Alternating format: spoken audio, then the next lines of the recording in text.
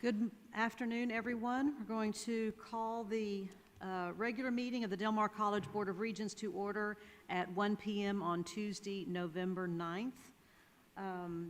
Going to call roll. Dr. Adami? Here. Ms. Averitt will be a few minutes late. Mr. Bennett? Here. Mr. Garza? Here. Ms. Hutchison? Here. Mr. Kelly? Here. Dr. Turner? Here. Dr. Villarreal will not be able to join us today. I'm Carol Scott. We have a quorum and can conduct business. Would like you all to join me in a moment of silence, and as we do so, we would like to do this moment of silence in honor of Senior Patrolman Sherman Otto Benish Jr., Kingsville Police Department officer who was killed in the line of duty this past week. Officer Benish was a Del Mar College graduate, and so we wanted to offer this moment of silence in his honor.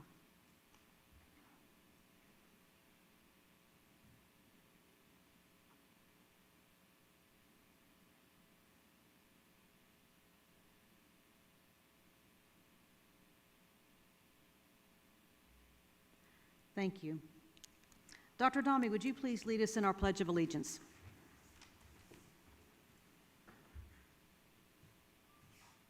I pledge allegiance to the flag of the United States of America and to the republic for which it stands, one nation, under God, indivisible, with liberty and justice for all. Thank you. Would you please join us in reading the Del Mar College Vision Statement? Del Mar College will be the premier choice for life-changing educational opportunities provided by responsive, innovative faculty and staff who empower students to improve local and global communities. Thank you all very much. Del Mar College is streaming our live audio and video from the official Board of Regents meeting on the college's website in real time, with the exception of portions of the meeting considered closed session by statute. We will begin our meeting today with special recognitions, and we are very happy to have with us today State Senator Juan Chuy Hinojosa and the family of Elba Estrada. Mr. Moses Estrada and Laura Estrada are with us as well today, and Senator Hinojosa has a special resolution in honor of Regent Estrada. Senator, thank you for being here today.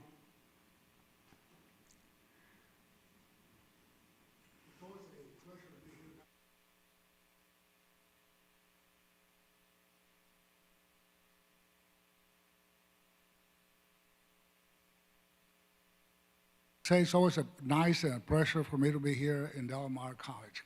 I'm always amazed at the growth, the key role that Del Mar plays in our economy by training, teaching skills that are very much needed to keep our economy growing and to attract more businesses to locate here in Corpus Christi and the Coastal Bend area. But today we're here to honor a very special person, Elba Estrada. And I have a resolution passed by the Texas Senate to honor her career and commitment to education. But I don't plan to read the resolution. I think I can speak from the heart in terms of what she stands for, what she did. I would like to say that education is the best equalizer we have in our society. Education gives you knowledge. Knowledge gives you the power to succeed. But in order for that to happen, you need people who are committed to educate, who are committed to work and be leaders as our teachers, as our professors, as our instructors. And I think Elba Estrada is the epitome and defines what a teacher, what a person who's been committed to education her life stands for, and that is who she is. I will tell you that it's amazing to me when I read that she served 35 years in education, from a schoolroom teacher, where you really get to feel and sense what our students need, including being a principal. So she understands all the levels of education. And it's so important because then she served on the Board of Regents here at Del Mar. So that is really a true commitment. But I'm also amazed that that's not the only thing she did. She also volunteered and had many local groups, nonprofit groups, and was also very much part of the community. To be a successful educator, you need to do that. and Elba Estrada did that. So for us in the Senate, it's always a pleasure and honor to recognize people like her, because without people like her, our education system could not work and be effective as it is. So if I may,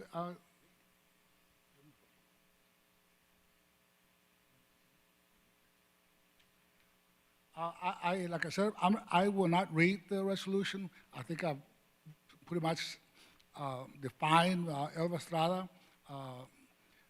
And I always say, I think she's a little bit too young to retire. With the type of experience and wealth of knowledge, we would like them to continue, but she'll be around to help out when we need the help. So on behalf of the Texas Senate, in admiration and respect, and for her great work that she did as an educator, I want to present her daughter, family here, with this special resolution passed by the Texas Senate, where everyone voted and passed it unanimously, if I may.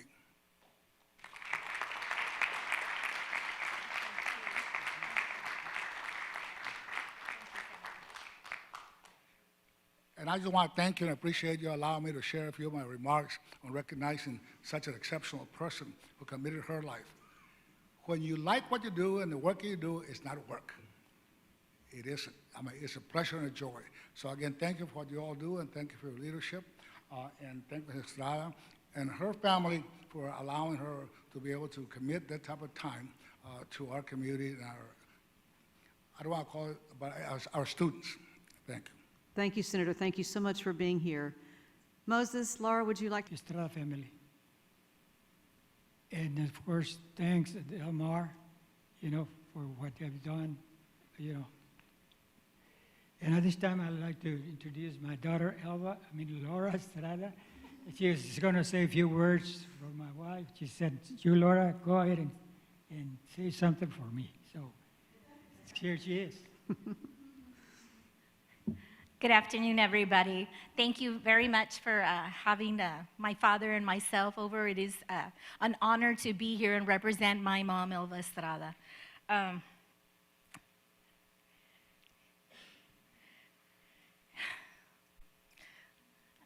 There's a lot to say about my mom. On one note, though, one thing that Senator Hinojosa did mention was that she is a lifelong educator, and I am an educator myself. I've been a teacher for 21 years, so, but I know her shoes are, they're very hard to fill, so I know I can never, ever fill her shoes. So the first person, we were at home, and she asked me, like my father said, I would like to say something about every single person here. So these are her words.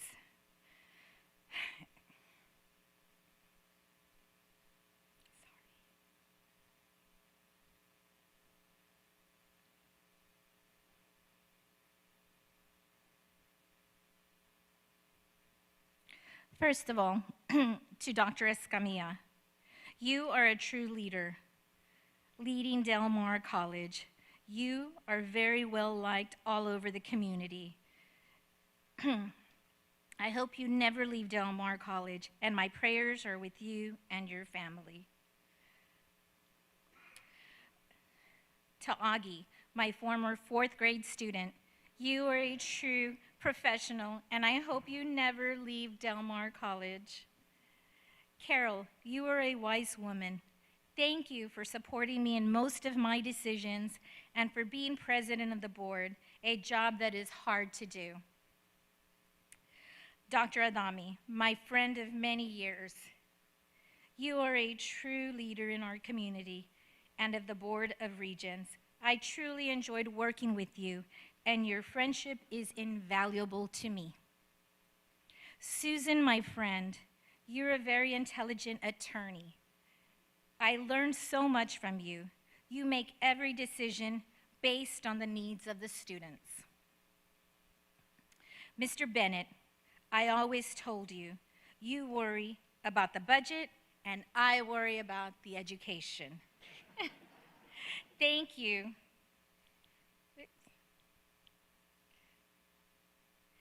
Thank you to you and your wife for your prayers. I wish you the best. Libby, you were very good for the college. You are an asset to Del Mar. Rudy, I never had the honor in working with you. I feel that your experience will be superior for the college. Bill, thank you for taking care of the voters in District 3, and thank you for giving me Holy Communion at St. Thomas Catholic Church. Dr. Lori Turner, best of luck to you as a new board member.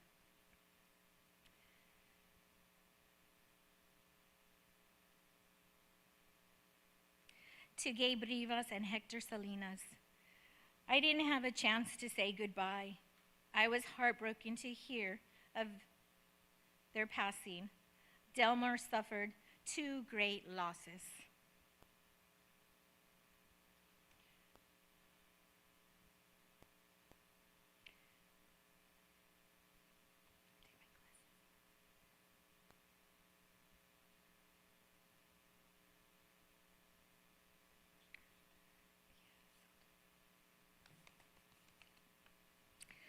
Dr. Linda Villarreal, who could not be here, thank you so much for helping me with Feria de las Flores. You are indeed a true leader, one that Del Mar needs.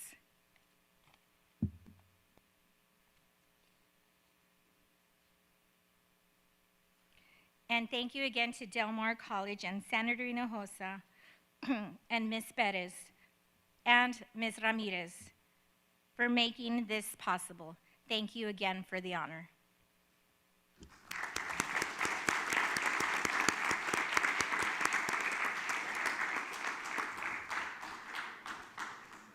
Thank you, Lada and Moses.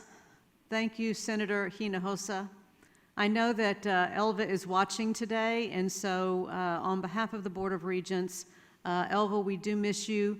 As Lada said, your shoes are very big to fill, and we promise to do our best to continue to do the work of Del Mar College as you would have us do it. Senator, you made a comment about the growth of Del Mar College in the last several years. And it is because of leaders like Regent Estrada that Del Mar College is where it is today. She made tough decisions and looked forward to the future and looked for opportunities to build and grow Del Mar College. And it is the growth that we are experiencing today is due to regents like her. So thank you for this honor. Thank you for doing it here amongst the Del Mar family so that we could be a part of it. We just can't say our expression of gratitude enough. Would any other regents like to make any comments? Dr. Adami?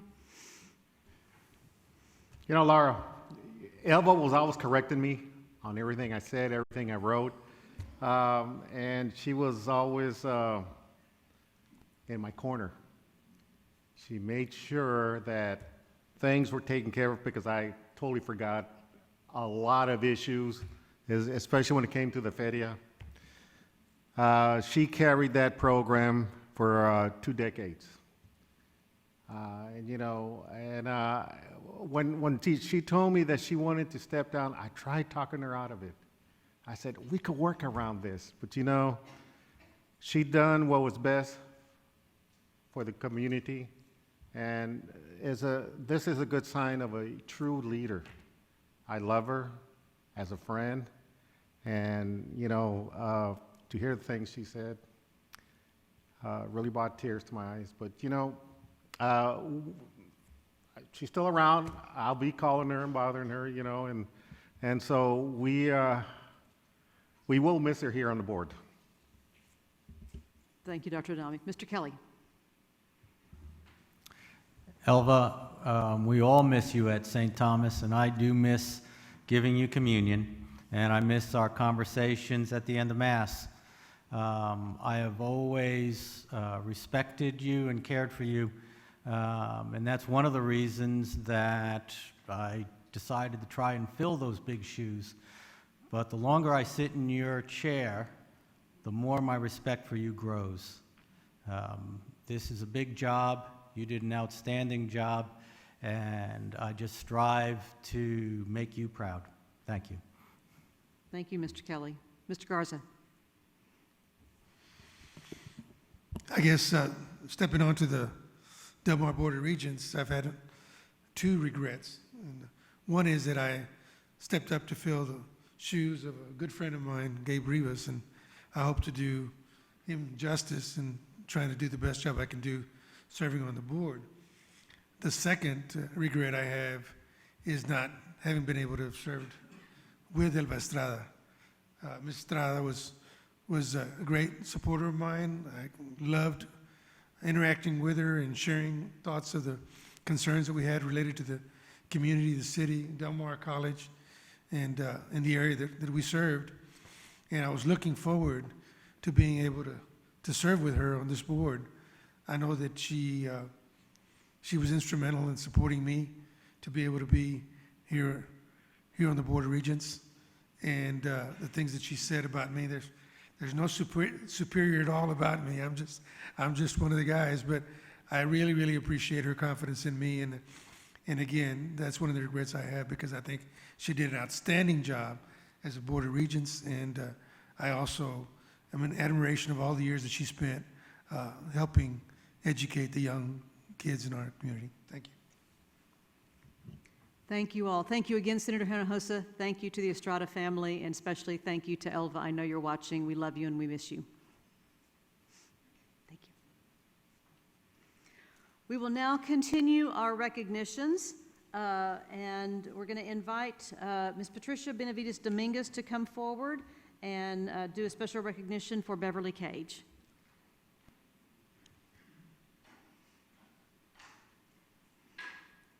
Hello. Hello. I'd like to recognize Beverly Cage. She is here. She is the director of. I know. I haven't finished. She is director of student leadership and campus life. She was named the vice president of membership for the Texas Association of Black Personnel in Higher Education and co-chair of the student committee in partnership with Texas A&M Kingsville. Since 1973, the Texas Association of Black Personnel in Higher Education has been a dynamic organization that provides a statewide vehicle for a diverse, multicultural workforce to learn, share, direct, lead, and influence in our educational system. And I want to thank Beverly Cage for her leadership and her continued dedication to helping young, old, middle-aged, whatever, African-American professionals that need to be and need to be at the table with us. Thank you, Dean Dominguez. Just wanted to say thank you for recognizing me for this. I have been a member of TAFE for about 10 years now and served in various different roles, but TAFE is here to support faculty, staff, and more importantly, to help recruit and retain students and put them out into the community to be successful members of our community. So thank you. And I also serve in TAFE with Dr. Klein. Thank you. Thank you. Thank you so much. Congratulations. Bring forward Dr. Halcomb for our next presentation, or recognition, I should say.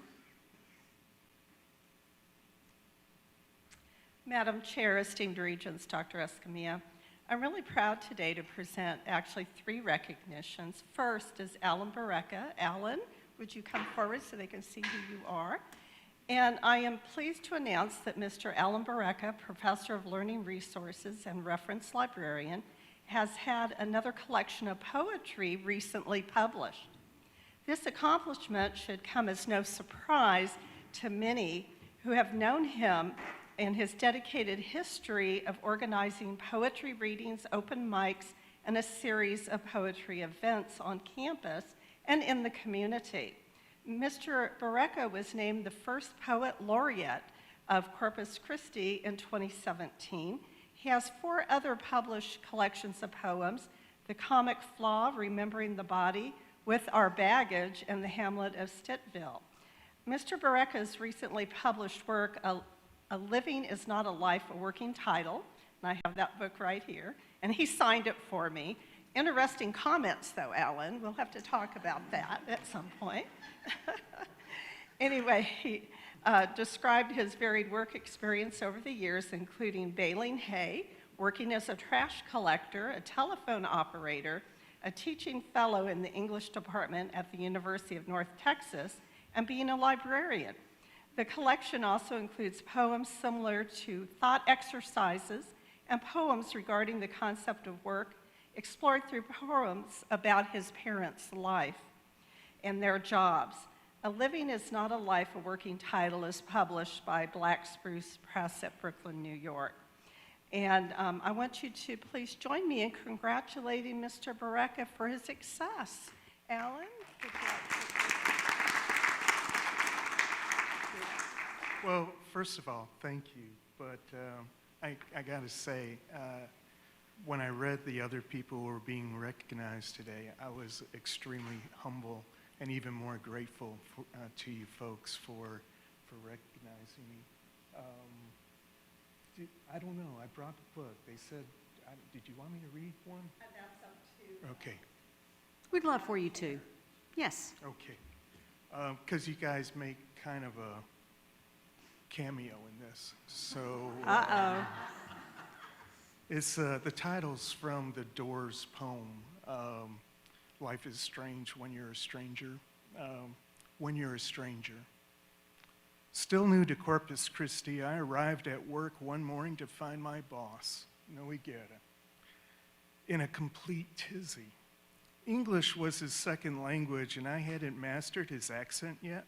So I thought he was saying over and over again we had to clean our area because the Puerto Ricans were coming. I was stumped. Why was the world's calmest man been transformed into a Mexican Paul Revere, trumpeting the arrival of a bunch of Puerto Ricans? Hell, I thought, I'm from New York.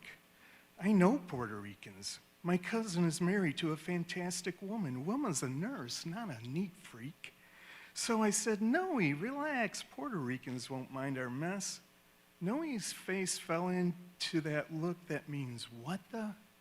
In any language. He slowed his diction down, raised his voice and pitch as if he were talking to a partially deaf toddler and said, Alan, I'm not saying Puerto Ricans, I'm saying Board of Regents. Our clutter disappeared. Thank you very much.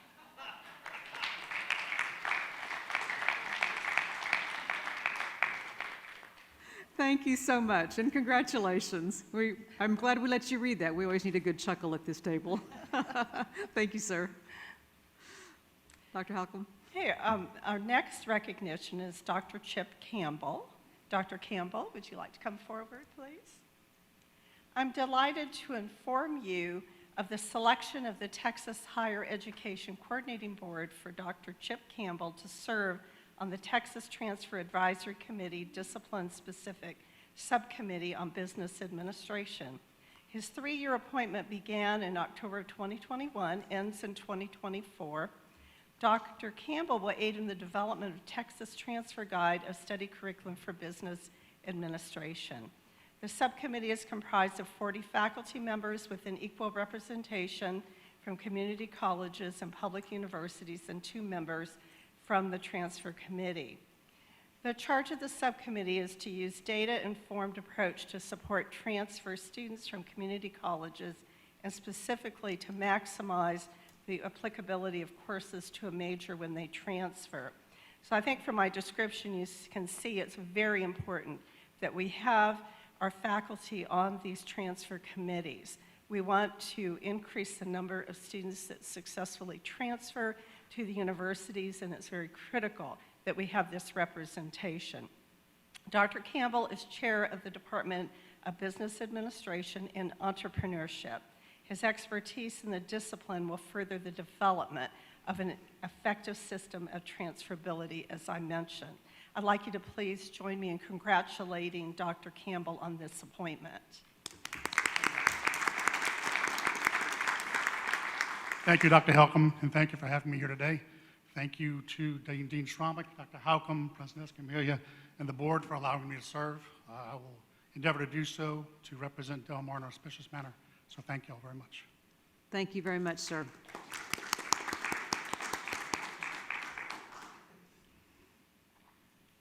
The next recognition is Miss Janet Kemp. Janet, could you come forward, please?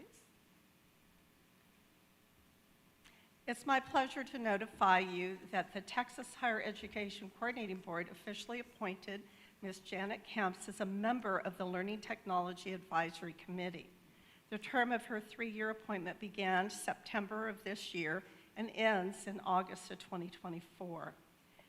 This committee serves as a forum for problem solving and generating ideas to improve digital learning in higher education.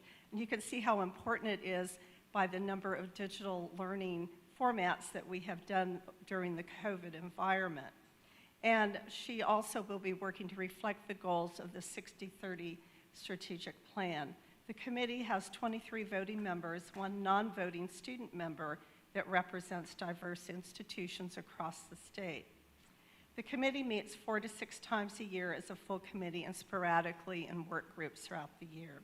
Ms. Camps is the director of e-learning and provides valuable service on this important committee and also to the college as a whole, as we had to convert to so many online courses over the last year and a half. And she's been critical in helping us with all of this, and we're very pleased that she's representing us on a Texas Higher Education Board committee as well. Please join me in congratulating her on this appointment.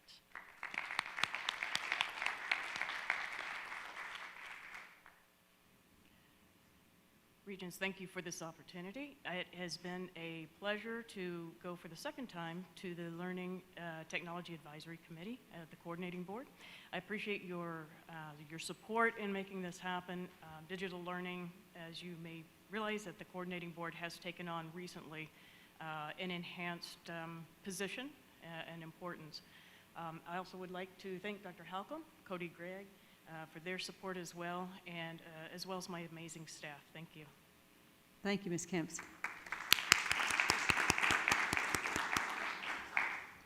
Ms. Keys. Thank you very much.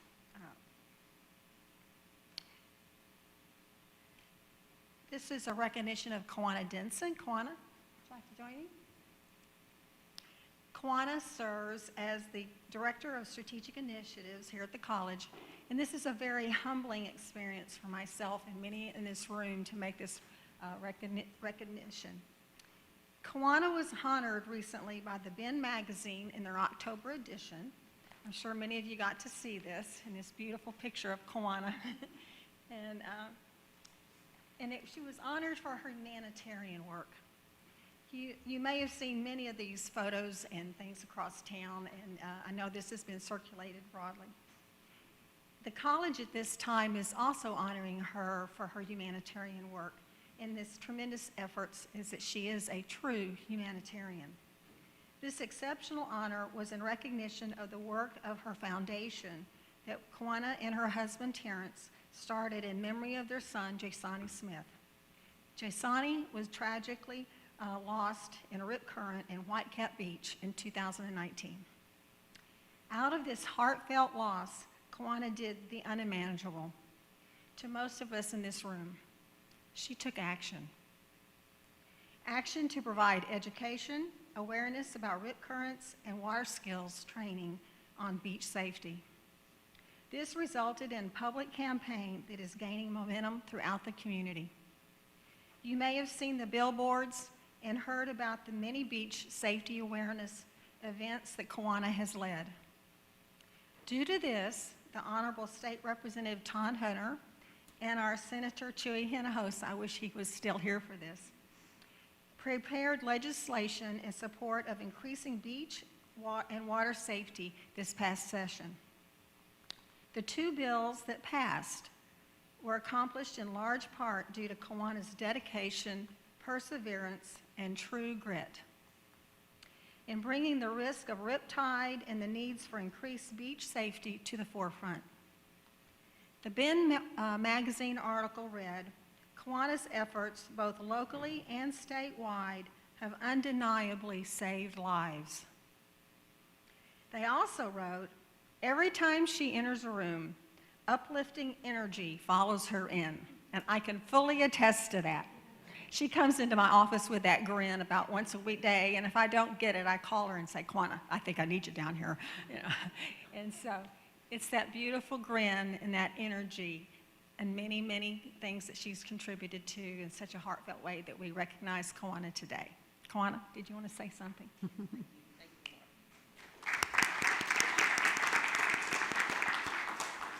Well, I can tell you I was not expecting you to say all that, but thank you very much. That was very special. Thank you.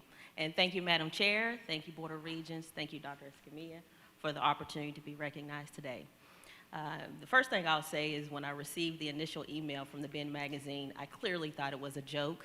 I thought it was one of those who's you got to pay for your own type of award. Until I got to reading, and it was almost like a page long. So I was like, oh, okay. So, of course, without further conversation, it's an honor. It truly is to be recognized as the Ben magazine's 2021 HER Humanitarian of the Year Award.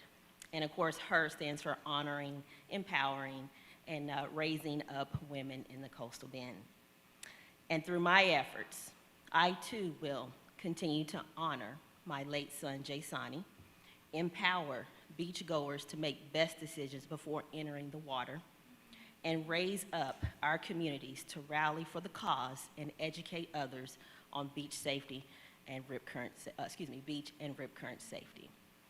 Lastly, I want to thank the Ben magazine family, because of course without them, their selection, matter of fact, her name was Kylie. She's the chief editor, and she told me, she's like, I already knew you were going to win. She was like, I took one look at this, and I just knew. I said, well, thank you. So I certainly appreciate that. Belinda De La Cruz, who's in the room, a colleague of mine, Lorena Parada Valdez, Dara Betts, and Lucy Kernan. Again, for this award was possible through their intentions.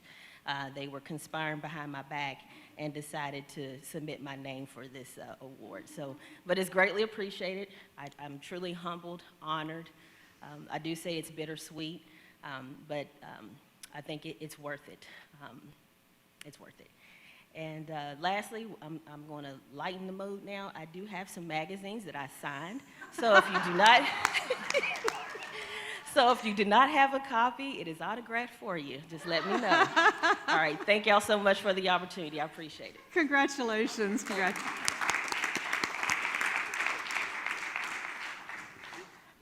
And our last recognition, Ms. Mary McQueen.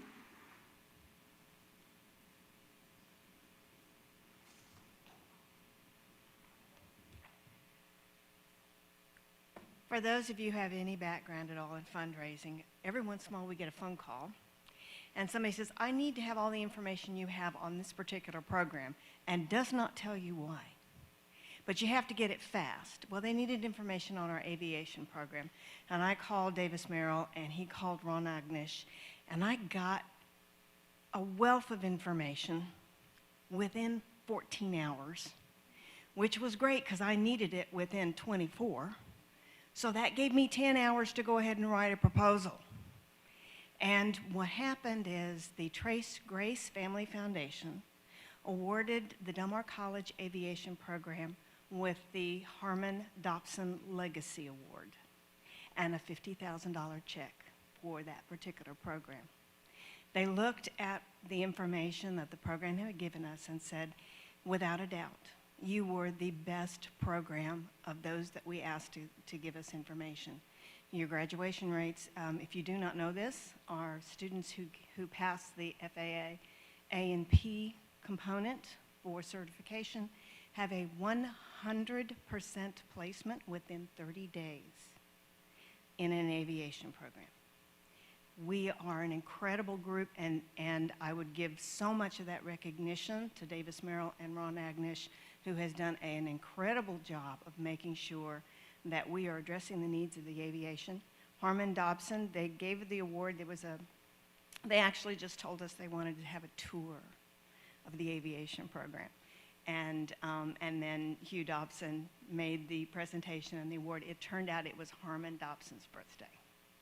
So once a year, they will give the Harmon Dobson Legacy Award through the Trace Grace Family Foundation, and then I believe they're also doing one for Grace Dobson. So it's a wonderful way for them to recognize programs that have superior performance and support of the community, which is what the Trace Grace Foundation is all about. And this is the award. Thank you. Thank you very much for bringing this to us. Congratulations, and special congratulations to the Aviation Department. That's incredible. Great work, and great work by all of you, and thank you to the Trace Grace Foundation. That's wonderful news. That concludes our recognitions for today. We now have the opportunity for public comment. I don't think anyone has registered for public comment today. Is there? Correct, Madam Chair. Thank you. So moving on, we will go on to our student success report, and Dr. Halcomb is going to tell us about our physical therapy assistance program.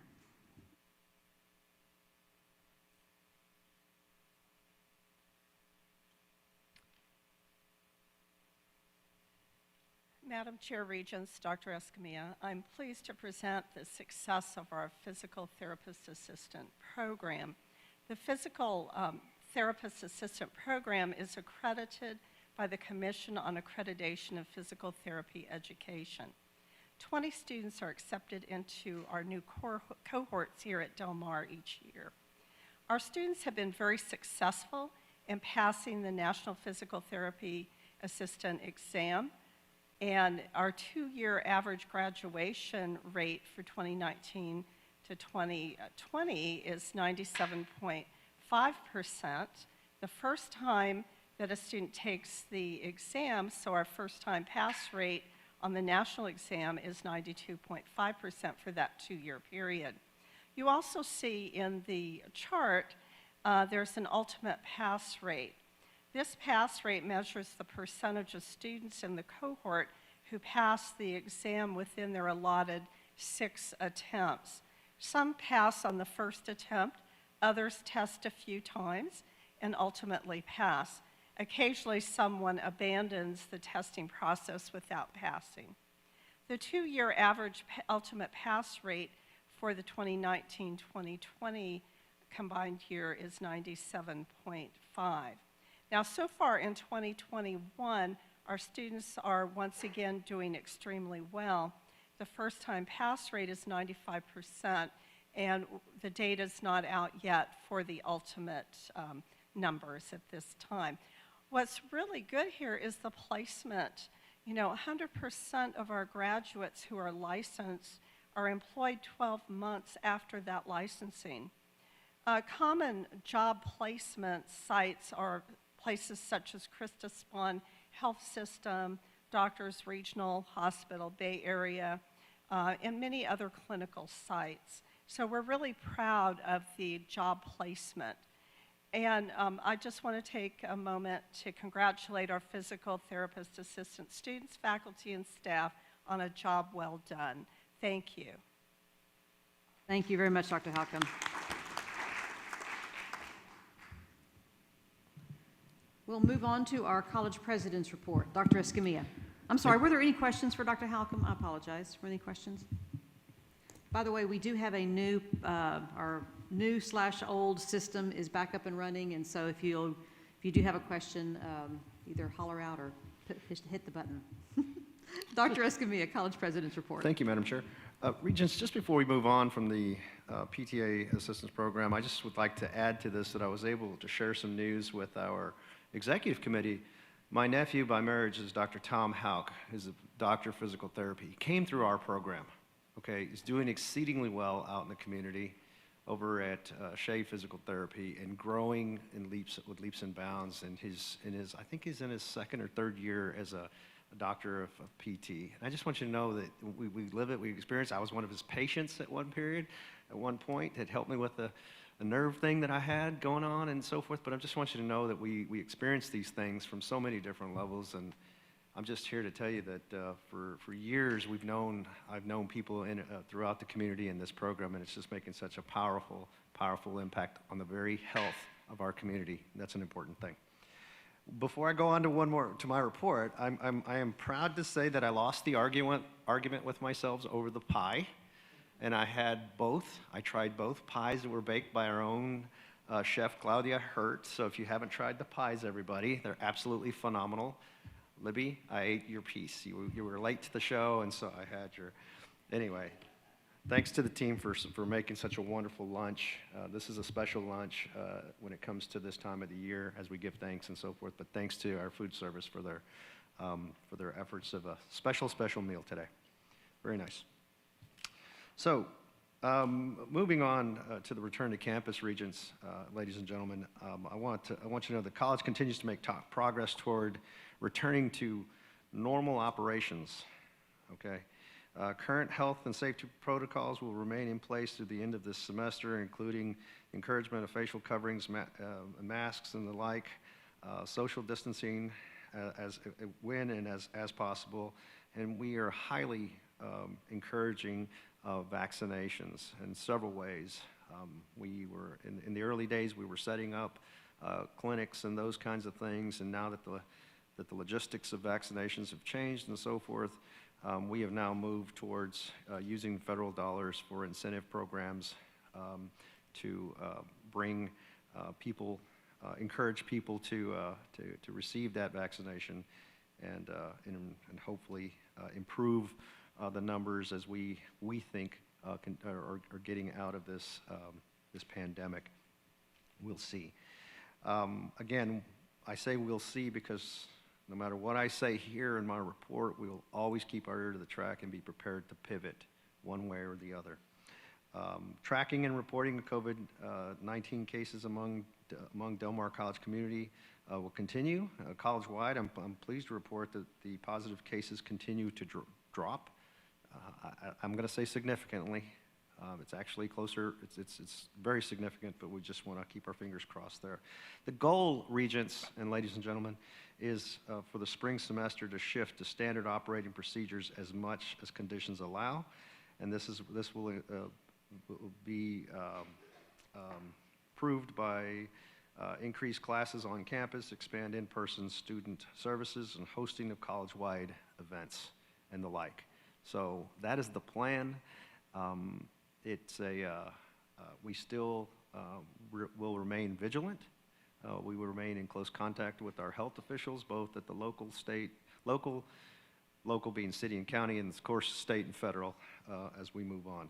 And we watch it on a day-to-day basis for any indicators, and that includes resurgences of the virus throughout the world, because in other countries things are happening and we're watching that far out because that's how the rippling effect happens. But that being said, we've learned that the college can pivot and did pivot again this spring unexpectedly. The Delta variant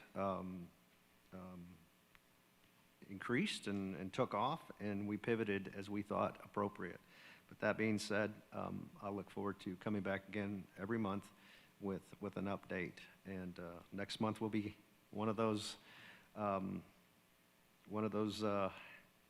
we'll just have to take as it comes, because we don't know what the flu season will then bring as well. So we're factoring all those kinds of things in. My final remark for my president's report is that Fall 2021 virtual commencement ceremony is scheduled for 7 p.m. Friday, December 17th. It'll be broadcast on the college's social media channel and all the various associated social media channels. We really are planning and hoping that this is the last virtual graduation out there. We're making big plans for the spring and doing all kinds of things to prepare to get back to normal. But that being said, we'll take it as it comes. But that concludes my report. Pleased to answer any questions you may have. Any questions for Dr. Escamilla? Thank you, sir. Yep. Moving on to our Regents Report, we had 4 regents who were able to attend the Association of Community College Trustees Conference in October, and so wanted to offer an opportunity for Regents Adami, Averett, Garza, and myself to make any comments or talk about what we heard and learned. I'll start. Was able to attend the Effective Board Governance session, which was a pre-conference academy Dr. Ebersole, who is going to be facilitating our board retreat, asked me to come in and help just facilitate a table discussion. And so I was able to sit in on that pre-conference academy and have great conversations with colleagues across the country. Was able to sit in on Dr. Escamilla's presentation with the anthology group talking about the upgrades in our digital systems. And then was able to participate in both the regional caucus as well as the ACCT Senate. And we, as a state, we have great representation now at the ACCT governing board level. The chair-elect is Ms. Rose Benavides, who is board chair at South Texas College. And we have 2 board members from Texas, Dan Mims from San Jacinto College, who is a returning board member to ACCT and chair of the Western region. And then a new board member, Ms. Pretta Vanderbilt Stallworth from Houston Community College, is also serving on the board for ACCT. So Texas has got some good representation on that board. Ms. Averett, do you have a report? Yes, thank you, and thank you for the opportunity to attend. I found it very helpful. The name of the conference was Advancing Diversity, Equity, and Inclusion, which we have heard Dr. Escamilla talk about briefly in terms of some of the planning that he has going on to advance that here at Del Mar College. And I was able to attend a number of sessions on DE&I. One in particular that I found very helpful was put on by San Jacinto College because they're in Texas. Several others I attended were from other states that perhaps sway differently than Texas when it comes to politics. And so it was very enlightening to hear from San Jacinto College and what they have done to keep politics out of their DE&I discussion. And I came away with a feeling of that perhaps, and I'll speak for myself, that perhaps, you know, I just look at our overall numbers and the fact that we are a predominantly Hispanic serving institution. Our numbers are good when you look at our overall population, but I can't say that I felt like that I knew enough about the numbers to see if we really were doing everything that we could be doing to make sure that there weren't completion gaps based on demographics, that we weren't unwittingly doing something that might throw roadblocks up for people to succeed, and very much support Dr. Escamilla's efforts and leadership's efforts to make sure that DE&I is part of our everyday discussion around here, which I know is part of the plan.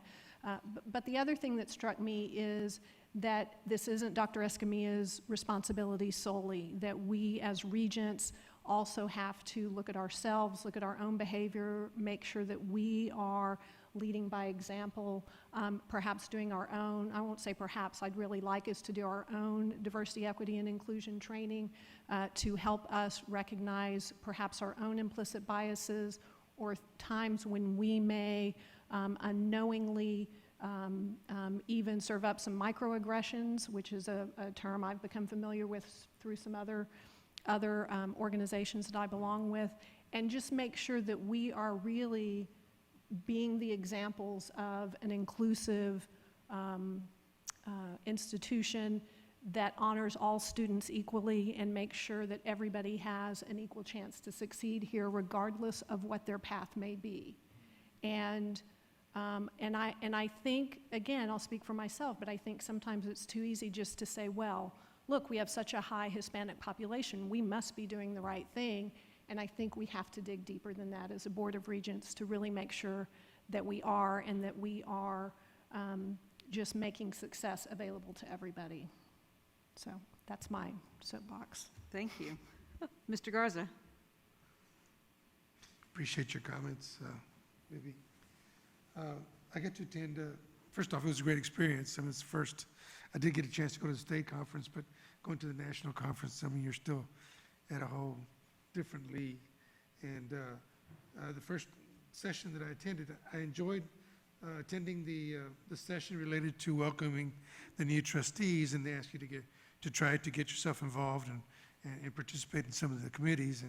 And again, based on what kind of amount of time we're able to dedicate. Thank you, Carol, for all the time that you dedicate to to improving Del Mar College and Texas' position throughout the nation and in community colleges. But there are plenty of opportunities to be able to participate or to serve on several committees. I attended another session which had to do with the trustees' role in advocacy, and I'm sure that we've probably not gotten as much as we'd like to have gotten, maybe from our trustees, in terms of being able to advocate for small community colleges and Del Mar colleges, Del Mar College, local, state, national, and I know national level, but I know we need to have I'm going to say uniform message when we go to trying to advocate for Del Mar College. So I'm hoping that that's a topic, and I did talk to Mr. Ebersol about that being one of the topics or one of the things that we talk about in our workshop, because I think that everyone here at this table brings a certain amount of, if you will, stroke to being able to push the agenda for Del Mar College and for the students that we serve here at Del Mar College. So, and I was listening to some other community colleges across the country, and in some cases, I mean, they were really, really steadfast and very aggressive in the way that they threw themselves into the mix. And I think that there's probably a better way for us to do that than have to take some of the roads that they took. But I still admire, and I'm glad for their contributions the way they've done them. That was on Wednesday. Thursday, I attended a couple of sessions. Went to one related to building strong partnership among the board, which so many of the things we're already doing in terms of evaluating ourselves, and we're going to get a chance to dig deeper into that in our workshop or a retreat next week. So I think that from that standpoint, we're doing all the things that we should be doing, and we'll find out what else we can do coming out of the workshop. So I think based on what I was listening to the rest of the colleges, our colleagues, we're taking all the right steps in all the right directions. I listened to another workshop, and believe me, I know that people typically talk about inclusion, equity, diversity, and we talk about terms of people, everybody, regardless of what side, if you will, there's sides, there shouldn't be sides, but talk about race and ethnicity or different demographics, but it really comes down into it. Each student or all the students are different in the sense that they come with a different set of challenges, and you can't meet or help them meet all the challenges they have, but you can at least point them in the right direction. And I listened to the city of Philadelphia, and they really did a good job with their community college in terms of looking for options for affordable housing for their students, related, not strictly related to dorm housing, but basically housing possibly for students that might already have family responsibilities or may have low-paying jobs that don't allow them to be able or worry about where the next shelter is going to come from and how they're going to continue their studies. So I thought that they did a really good job of taking and redoing, and they got funding from all different areas, but they redid an area for the city's benefit that was really dilapidated, and they put in some new updated housing for student families, and I thought that was good. I did miss out on some portions of the conference. I had to leave a little early. I had a tragedy in the family, so I did leave the conference early Friday morning, but I attended everything I could attend Thursday and Friday, and I thank Del Mar College for the opportunity to do so. Thank you. Thank you, Mr. Garza. Dr. Dummy?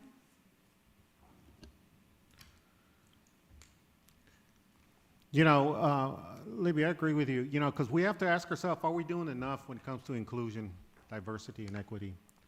That type of leadership is so important, and so we have to continue to keep asking ourselves. So you walk away with a sense of trying to understand how big our role is here in Corpus Christi. Mark, your well-attended panel was right on when you talked about student focus. We can't lose that, and so we have a a responsibility, especially when it comes to diversity and equity and inclusion. I had the opportunity of attending several sessions throughout the 4 days, and so it was very educational, from anti-racism to board assessments.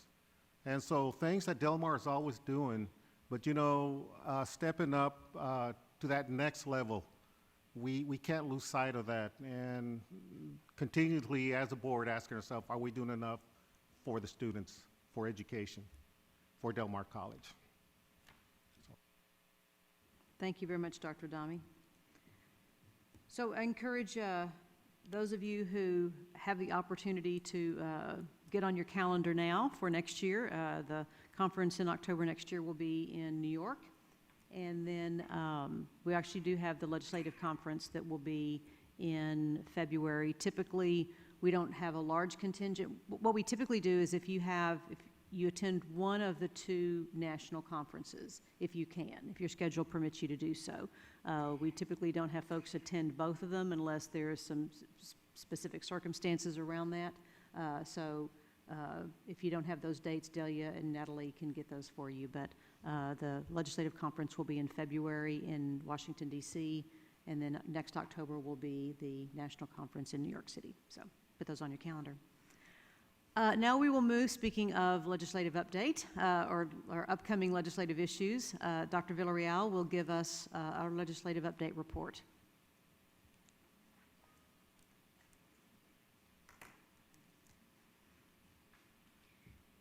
Good afternoon, Dr. Escamilla, Madam Chair, and Board of Regents. So I have the opportunity today to update you on the 3rd special session, which wrapped up on October 19th, and then also to discuss the interim work that will occur between now and our next legislative session. The primary focus for the 3rd special session was redistricting. So some of the changes in our area to report on the House side, Representative J.M. Lozano in District 43 currently represents Clayburgh, Jim Wells, San Pat, and B County will now also represent Refugio and Calhoun. Chairman Todd Hunter, who represents Nueces, has also picked up Aransas County, so that's on the House side. Now on the Senate side, there were also some changes. Senator Hinojosa, who represents District 20, will now represent half of Nueces County, along with another senator. And now at the time of redistricting, parts of Nueces County were given to District 27 seat, which was Senator Eddie Lucio Jr. Last week, Senator Lucio announced his retirement. So as of right now, we will be watching to see who fills that vacancy. I do have a copy of the newly drawn maps if you would like to take them with you to study them further. Does anybody have any questions on redistricting? So the other part that the legislator focused on in the 3rd session was the $16 billion of federal appropriations that came down from the state in terms of COVID-19 relief. In the last update that I gave you, I shared the community college agenda, which was requesting $100 million for the 50 community colleges, which each community college would receive $2 million in the biennium. And we also requested an additional $15 million to the True Grant Initiative that we had reported on. If you remember, that True Grant Initiative had passed in the regular legislative session, and we had been given $35 million from the coordinating board for that. I can announce we did receive that $15 million for the True Grant. However, we were not able to secure the $100 million in funding that was requested for the 50 community colleges. So where did the money go from the $16 billion? So some examples of what the state allocated, $7.2 billion right off the bat went to unemployment compensation fund insurance. The rest of the money, we had $2 billion that went to regional infusion centers. $500 million was dedicated to broadband infrastructure. And there were other allocations, such as the Department of Agriculture, who's received money for food banks. The coordinating board received money for the Texas Child Mental Health Care Consortium. Telemedicine had money allocated, as well as the Texas Division of Emergency Management, or TDEM. So again, those were just a few examples. Higher education did receive allocation. There was $3.3 billion that went to the four-year universities for capital construction projects. And I believe a lot of you heard last week, our very own Texas A&M Corpus Christi did receive $45 million of that money for a new arts and media building. So we're really excited for them in that. So right now, what happens from here until the next legislative session? That's where the interim work comes in. So TAC and CAT, probably the day before the third special session ended, we're already sitting down and meeting together to discuss what is the next strategic plan for the 88th legislature, which will come up in 2023. So right now, I think the majority of the focus is going to be towards our Community College Finance Commission, which Dr. Escamilla and Regent Scott are part of. And Dr. Escamilla, do you want to talk a little about the commission? Just that the first meeting will be next week. We'll be meeting up there Monday at the Capitol to kick off the first meeting, and then I think subsequent meetings will be held at the coordinating board. Tying it into the big picture coming out of the special sessions, you know, even after 3 tries, the community colleges didn't fare well overall with the federal funds. That being said, we are still grateful for the $15 million that we got. Of that, the college did receive notice the other day that we are going to be awarded $700,000 towards it as a result of applying to the True Grant, $500,000 for the individual grant for us to work on reskilling and upskilling, and another $200,000. That's $500,000. $200,000 will be in a partnership with Coastal Bend College. So there is some traction gained there with that as part of that $15 million. Getting back to it, I think big picture, it's really going to depend. I think our strategic steps forward as an association of community colleges is going to key off of the Community College Finance Commission. I think that's our best guess at this point. We're fortunate to have 2 representatives on there. As Dr. Villarreal was saying, as Chairwoman Scott and myself will be there. It's a touch and go thing. So I personally just want to get over there and see what not get ahead of the not get the cart ahead of the horse, and see what's going to happen there. I'm being told that commission it will be integral to the future of finance, and this is a serious thing, akin to the HB2, where they revamped public ed finance. And so those are the things that I'm hearing. So stay tuned, and we'll come back. Madam Chair, would you care to add anything to that? So, thank you. Nothing to add. It's going to be a busy 12 months. It is. So we really are looking forward to that 88th session, where we'll be able to have our regents and our students back up at the Capitol advocating. So you've got a year and a half before we start calling on you for that. It's always exciting to be at the Capitol during the legislative session. And so hopefully for the 88th, we'll be able to continue that. So that concludes the state legislative update. The next update that you will receive will be in March.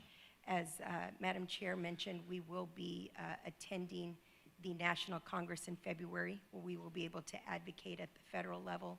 We'll be able to meet with our own local legislators, along with other high officials involved in higher education at the national level, and advocate in February.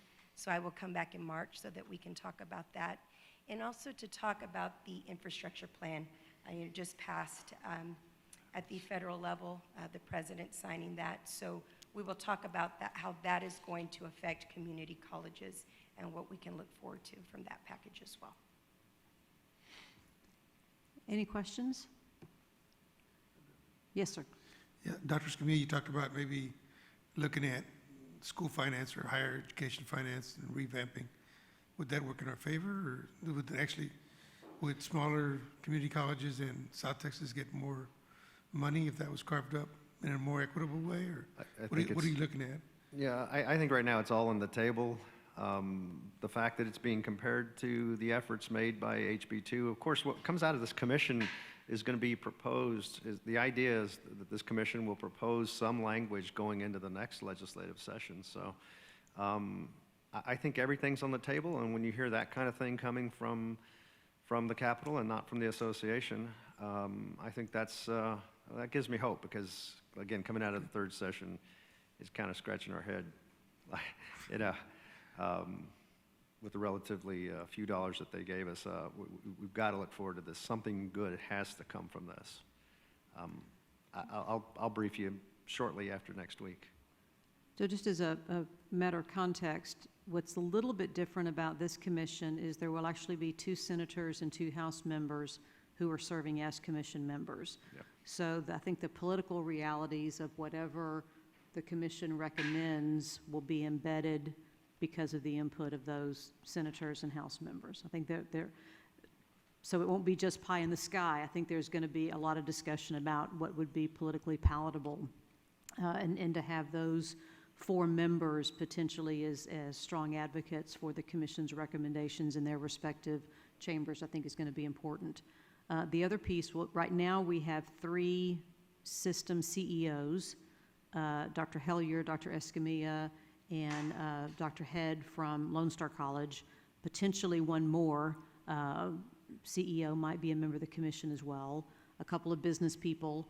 So there is, I think there's some good opportunity for community colleges to have a strong voice directly in the commission's recommendations, again, as well as these sitting members. So I hope those changes work to our advantage. The proof will be in the months to come. And during this interim session, we will continue our advocacy work. We will continue going to Austin, meeting with our legislators and meeting with staff, and keeping them up to date on what's going on at the college before we even get to the legislative session. So that work does continue, doesn't stop. If I might provide one other piece of information, at the federal level, we do not have our own standalone Del Mar College agenda. We do, as we do at the state level, and use the agenda of the National Association. That information will be forthcoming. We have a meeting scheduled on February 1st, the week prior to those who might be attending the Washington, D.C. trip.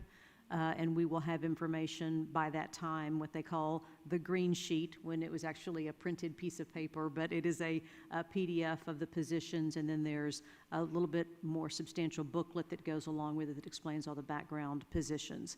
And so that information will be available in advance to anyone who goes on that trip, so you have a chance to look at it, look at what it means to us. They actually typically give us a worksheet and say, would you work with your CFO and your college administrators to understand how these proposed either regulatory or legislative fixes might impact your college directly. So when you're talking to senators or to representatives, you can give them that hometown impact information very quickly. And Natalie, of course, works with us on that.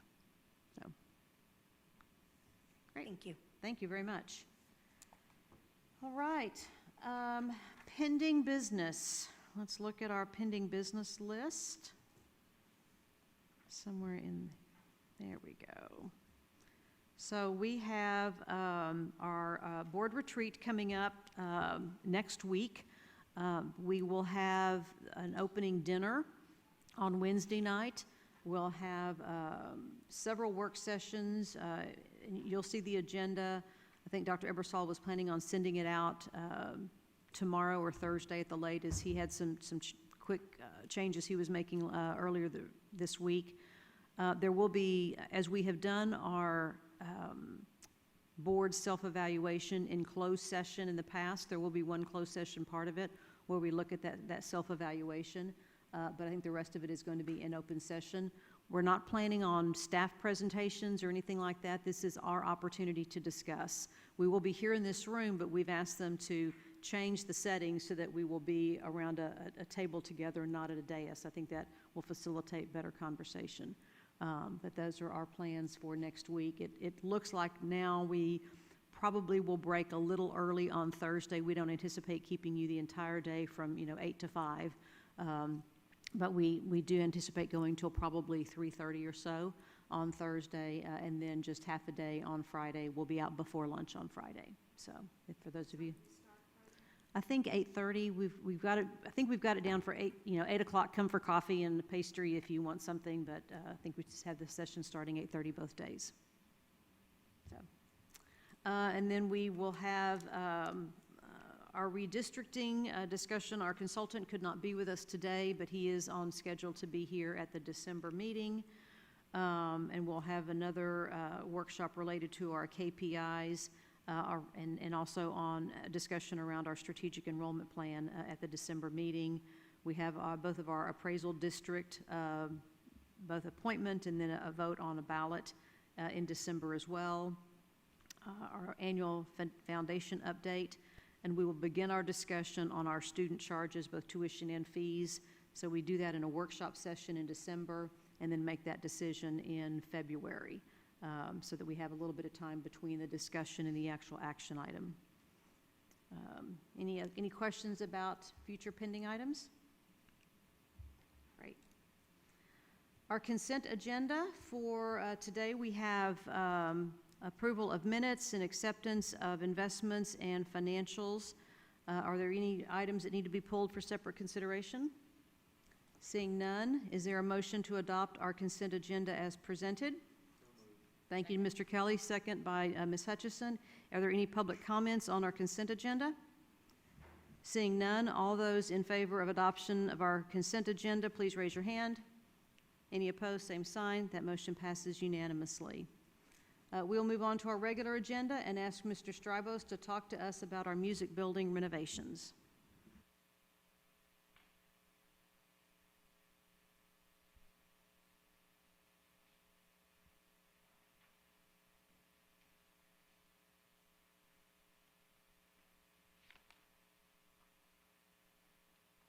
Regents, this is our first major renovation project from the 2014 bond in a while. We've got roof replacements that you've awarded, some other projects. This is a major project. We've had faculty directly involved in this, kind of guiding the process of what we're doing, how we're doing it. You have the evaluation criteria. The evaluation committee did include the staff, faculty and staff, as well as the design consultants. We have using the criteria, this is a competitive seal proposal in which it's qualification-based, and you have the criteria on the first page. We scored these using the base bid pricing, and we're recommending award to the Victory Building Team, their base bid of $6,875,000. And within these bids, we have 3 add alternates. We do not include the add alternates in evaluating the bids because we do not know if we'll accept those add alternates, so we have to keep everything on a consistent and fair basis. Because the pricing for these add alternates, we are recommending accepting all 3 of the add alternates. The add alternates in this particular case, add alternate 1 is to provide and install all additional power and data infrastructure labeled as alternate number 2 in the plans. Add alternate number 2 is to provide an itemized alternate for review, furnish, and install connect track surface race runways as shown and labeled electrical construction documents. And number 3 is the drama building re-roof as part of the whole project. So that total award to Victory Building Team, including all 3 add alternates, $7,717,000. And this is a 2014 bond-funded project. And these are local companies who all bid on it. We did have 3 bidders. Are there any questions for Mr. Strybos? I have one. Yes, Mr. Bennett. Is this, I'm looking at the e-builder, is this the budget based on the old music building adaptive reuse? I believe it is, yes, sir. Is that budget 5.7 million? That was that original budget, but we've also included in the roof, and so the roofing is part of that also from the roofing budget as well. So what's the bid compared to the revised budget then? So all of our projects, and I've learned we can blame COVID for a lot of things, that there are an insane amount of logistic supplies. You go to the grocery store, there's still vacant shelves. Our construction contractors are having the same issues. We're on the order of $1 million over that original base budget. But with what I'd like to do is when we come back in December, we will have we plan on having the library building award, and we want to true up all the budgets and do a comparison at that point. so that we have a very clear picture going forward on the 2014 bond. Well, that's upsetting, but I understand your answer. Okay. Anything else, Mr. Bennett? Mr. Kelly? I'm sorry. Ms. Baird? I just want to make sure I understand. The recommendation is that we go with Victory, which is not the low bidder. Is that correct? That is correct. Right. Can you expand a little bit on Sure. why that's the recommendation? So part of what happens, this is not a low bid. It is a competitive steel proposal, and the criteria is partly dictated by state law and through the Texas Education Code. And so you have the criteria, and all the bidders have the same criteria. And so when they submit a proposal, it's almost like it has two parts. One is their price, the other is their qualifications. And in this case, the qualifications, we have the relevant experience and capability worth 15 points. The proposed subcontractor is worth 5 points. Quality assurance and warranty follow-up, 15 points. Past performance of related work, 15 points. Past schedule record, 5 points. Other capabilities and consideration, 5 points. Price, another 40 points. So the committee, and you have the list of the committee members, individually evaluate every one of the proposals. And so, and they're couched in it, they sign non-disclosure agreements. They don't talk to each other when they do their individual scoring. And then we meet as a group to discuss those scores so that we reach agreement on what the scorings are. And if we do not agree, then we talk about why didn't we not agree? What are the issues? What are the concerns? So that everyone has the same information at the same time. So we work individually to come up with scores and then meet as a committee of a whole to come up with the final scores. And so the scoring then ends up being two parts. One part is on that scoring of their qualifications, and then the second part is the scoring on the pricing. Now on the pricing, the low bidder gets the maximum points, and then it scales down from there. So the higher the bid, the fewer points they get. But this helps drive to a better qualifications-based decision, which is why we have, when you go through the initial rankings, where Victory Building Team is ranked number 1, Marshall Company is number 2, and Summit Building and Design is number 3. Yes, ma'am. Yes, ma'am. When you are looking at the past performance, do you actually verify their information? We do. Okay. So if they have, especially since they're local companies, you can find their past projects and determine, do you ever go visit, you look at what they do, and you're just verifying based on paper?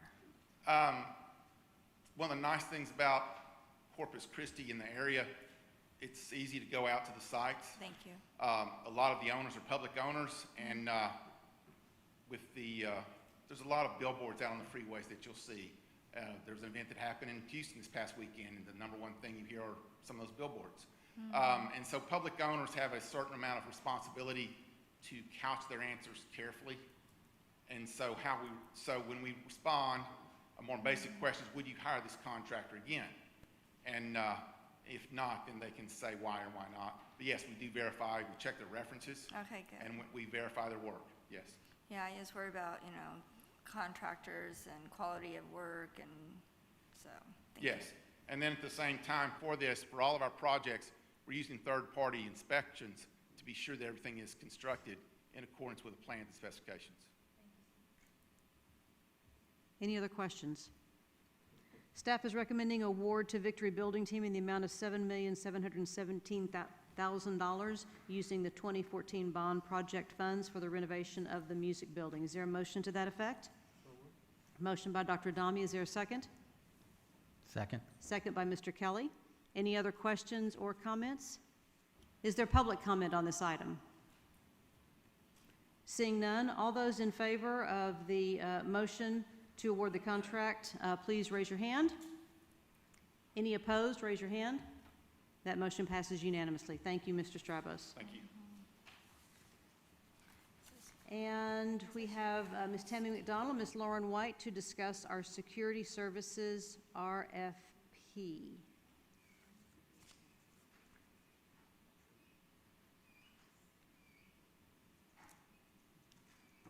Good afternoon.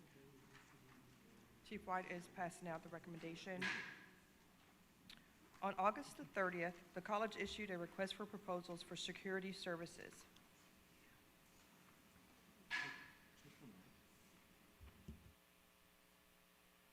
Is your mic on? Just testing. Yes, it's on. Yes. Okay. Want me to repeat You're that? just a little soft-spoken to start sorry. with. Thank you, Vince.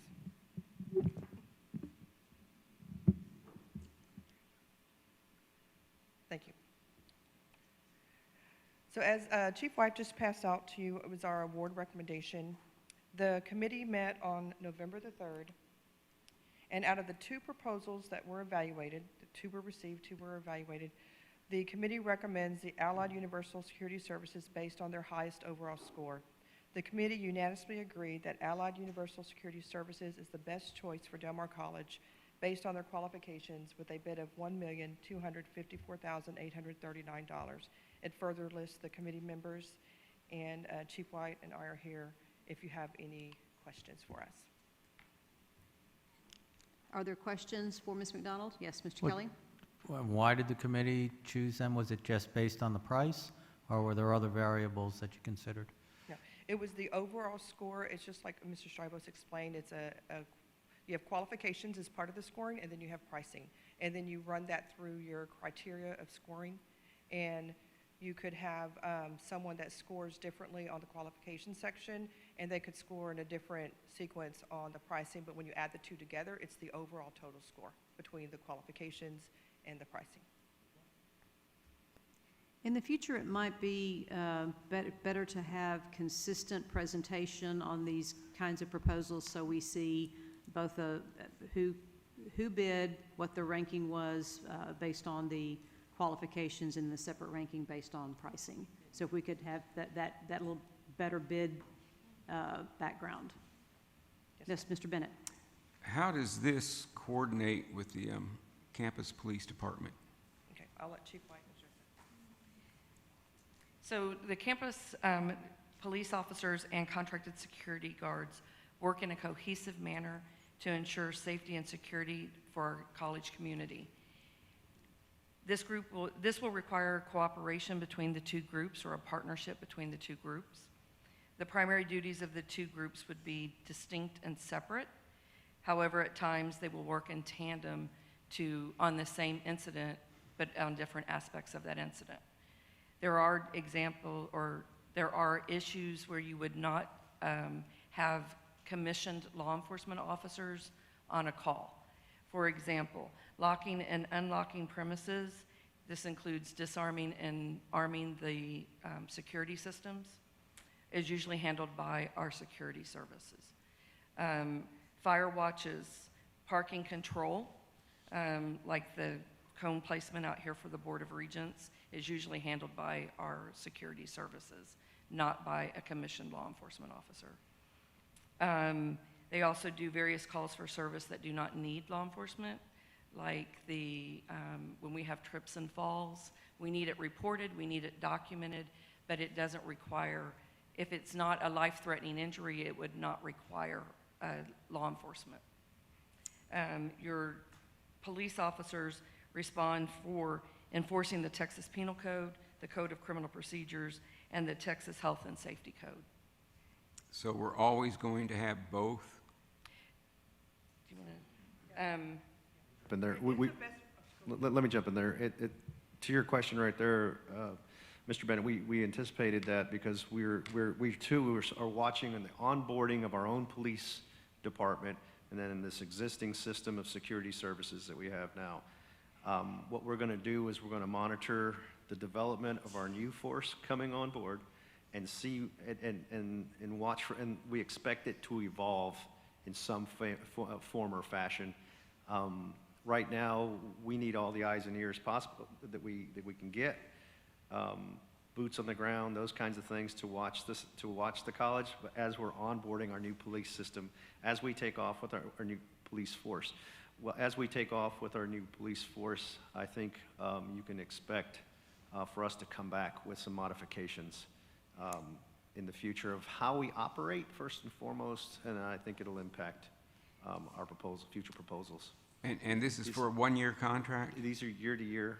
These are 1 year. So it's basically $100,000 a month for the security system? Correct. Okay. Correct. And that's for, go ahead. Okay. I was going to say, I've checked with several other colleges and universities, and they all employ some form of having a non-commissioned force along with their commissioned force. And it can change in time, whether it's an actual company that does it, contracted company, or whether you end up hiring those individuals to do that non-commissioned work. There will be some form of that, probably, yes. I would think we could hire a lot of people for $100,000 a month. Just a thought. We will come back to you all. We hear you. We too are evaluating those very, having those very thoughts and ideas. And so, again, we suspect that, we know that this next year coming up as the development of our own police force will give us a lot of indicators as to where we need to go for future recommendations, and we'll come back to the board for sure. Thank you. Yes, sir. Thank you. And Dr. Esme, can I add that the services that are provided, it's 24/7, 7 days a week. It's around the clock and on holidays. So there's someone on the primary campuses, Heritage and Windward, 24/7, 7 days a week. And then, of course, in our other centers, there are crews at the other centers too, like here at the CED and at the Northwest Center. So it is 24/7, 7 days a week, even holidays, that they're present. Anything else, Mr. Bennett? Ms. Averett? I support the proposal and understand the need to have both. My question is something that the chairwoman alluded to, and that is, and there may very well be a very good reason for this, but is there a reason we are not seeing the other proposal, or who that was, or what the amount was, as we did in the previous discussion? No, I can provide that to you. The other proposer was Vets Securing America, and their proposal was $1,058,000. Okay. Okay. Like I said, it's the same criteria was applied, qualifications and pricing, and when you add up those scores from those two pieces together, it's whoever has the overall higher score, and in this case, it was Allied. Thank you. You're welcome. Question, I'm sorry, Mr. Kelly? Yeah, maybe I misunderstood. I thought we were voting on the low bidder, so yeah, I know it's high score, but I thought that, okay. Yeah, then I just want to echo what everyone else is saying. When we're not picking the low bidder, then I definitely want to see why we're not doing that. It was the qualification scores. Well, I understand that, but we don't see them. Apologize.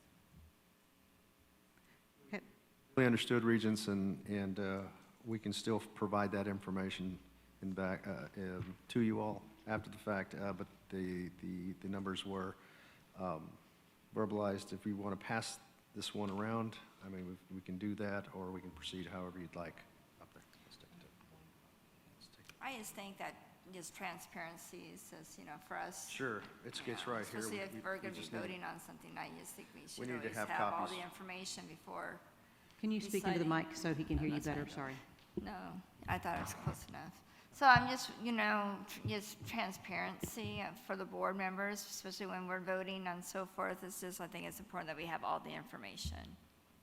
Thank you. Other questions? Yes, Ms. Averett? I was just going to say, with all that said, I'm still comfortable with making a motion that we approve the contract as presented. There's a motion to proceed with the contract as presented. Is there a second? Second. Dr. Adami makes a second. Is there any other questions or discussion on this item? Mr. Kelly? One other concern, if we don't vote on it now, is there going to be a lapse in security? Is the contract going to expire? The current contract, the annual contract expired at the end of August. We're on a month-to-month basis, which is allowed under the terms of the contract, but that month-to-month allowance ends in January. And that's with Allied? Yes. Okay. Any other questions or comments? Is there any public comment on this item? Seeing none, we'll proceed with a vote. All those in favor of awarding the contract to Allied Universal Security Services as presented, please raise your hand. Any opposed, raise your hand. That motion passes unanimously. I think you did hear we would like some follow-up information, and in the future, if we could, again, have some consistency and how these kind of competitive sealed proposal decisions Absolutely. are made. Absolutely. And if, I realize we don't discuss it in open session, we don't discuss staffing levels in open session, but Mr. President, maybe perhaps whether it's this closed session or a future closed session, could we have a closed session discussion on our security levels so we really understand between the police force and our contracted security services what we are providing? Yes, ma'am, Madam Chair. All right. Okay, we will now go into closed session under Texas Government Code 551.071 regarding pending or contemplated litigation or a settlement offer with possible discussion and action in open session and the seeking of legal advice from counsel on pending legal or contemplated matters or claims with possible discussion and action in open session, and under Texas Government Code 551.074 regarding the appointment, employment, evaluation, reassignment, duties, discipline, or dismissal of a public officer or employee, including the annual board self-evaluation and possible discussion and action in open session. The time is 2:31 p.m. The board will adjourn to our closed session room, and we are in recess for closed session.